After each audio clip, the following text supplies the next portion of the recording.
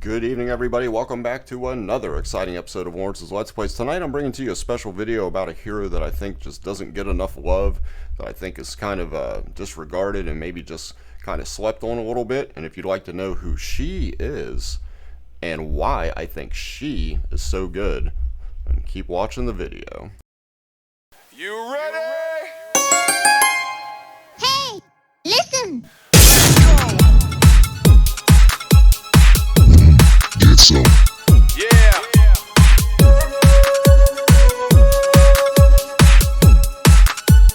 Hey, listen! So, guys, let me start by giving you a tiny little spoiler.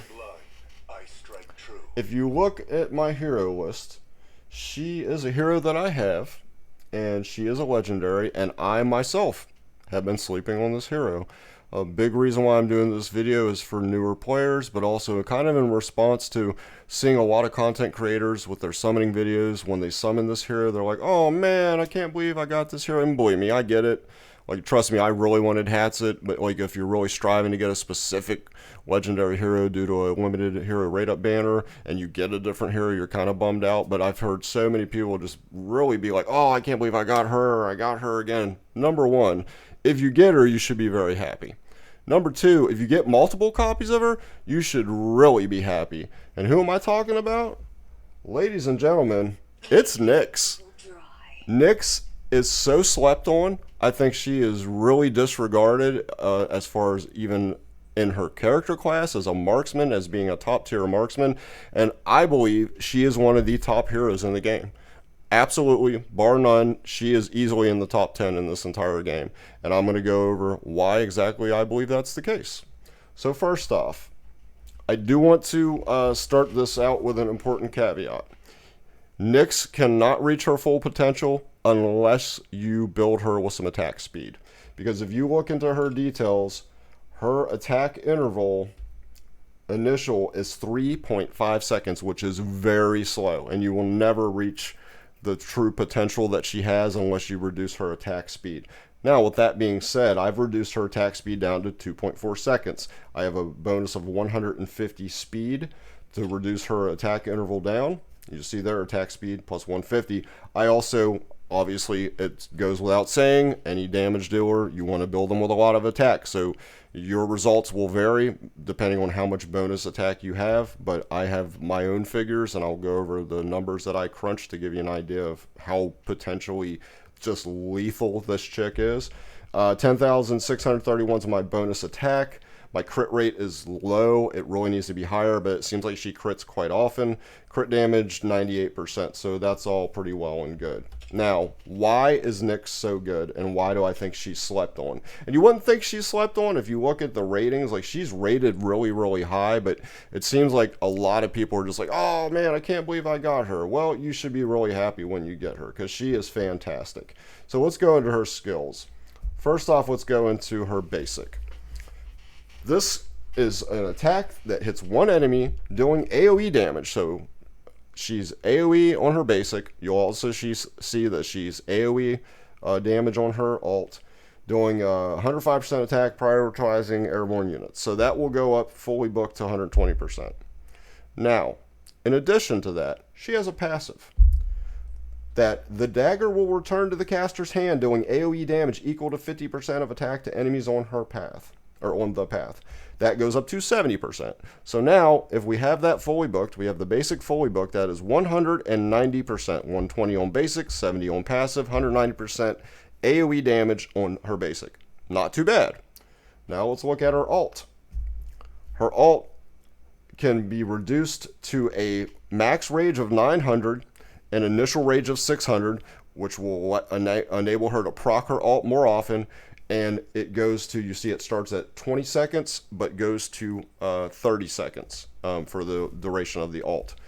It increases by 15 additional percent. It is 75% damage times 3 attacks, equals 225% AoE damage. By my calculations, by reducing her attack interval, that's going to grant me about 15 attacks per alt. If you take 225% and times that by 15, that is 3,375% AoE damage on her alt. But wait, don't forget, she also receives her blade back 70% every time the blade returns. If I'm also taking into consideration that she's getting the blade back because it returns like a boomerang every time, and add 15 times the attack interval, 70% more, that's another bonus of 1,050% AoE damage. That comes to a grand total of 4,400% AoE damage based on my current build with my attack being, over 10,000. Now, if you take into account her awakenings, and why I say if you get an extra copy, you're going to be really happy, because awakening number 1 is great for her. Spinning Fireblade duration plus 5 seconds. Well, what is Spinning Fireblade? Well, we know Spinning Fireblade is her alt. So guess what? Now it's 35 seconds that this alt lasts. So now by my calculations of reducing my speed, or reducing the attack interval time, now I'm getting about 17 attacks per ultimate. So now an A1 Nyx is doing the same 225 times 17 attacks is 3,825% damage, plus with the bonus of returning the blade each time 70% is 1,190% additional damage for a grand total of 5,015% additional damage with just an A1 Nyx. Now, let's take it a step further in her Awakening 5. Well, actually, we'll jump into Awakening 3 because she increases her rage by 50 whenever she kills an enemy. So she's going to be able to get faster to her ult to be able to use that ult again. Awaken 5 for her is amazing. Basic attacks have a 50% chance to inflict another AoE damage.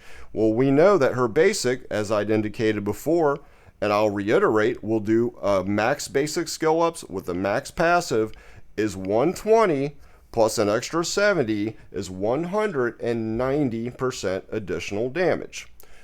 If she's going to have a 50% chance to proc that again, then she's doing 380%. She has the potential to do 380% AoE damage on her basic, which is crazy. So she is fantastic. She is so much better than I think people are giving her credit for. I would rate her so high. I'm actually going to be putting together, and please be on the lookout for that, for a top 5 marksman video. I think you're going to be pleasantly surprised to see where I rank her.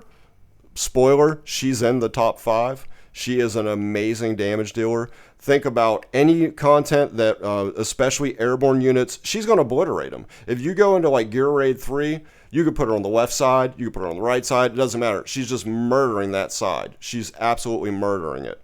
Also, any stages that require you getting through mobs, especially airborne units, she's not going to do as well on ground-based if they have high resistance to like physical, but she still will help out a lot in any content. Like, think about the story campaign, how often we have to clear mobs, because the reality is, especially in story campaign, what is the biggest detriment when we're playing and trying to get a 3-star rating on a stage? It's the mobs and how they just overwhelm you. It's not necessarily a boss. Like, I wouldn't necessarily use her because of her AoE on a boss, although she actually does quite well on guild boss, believe it or not.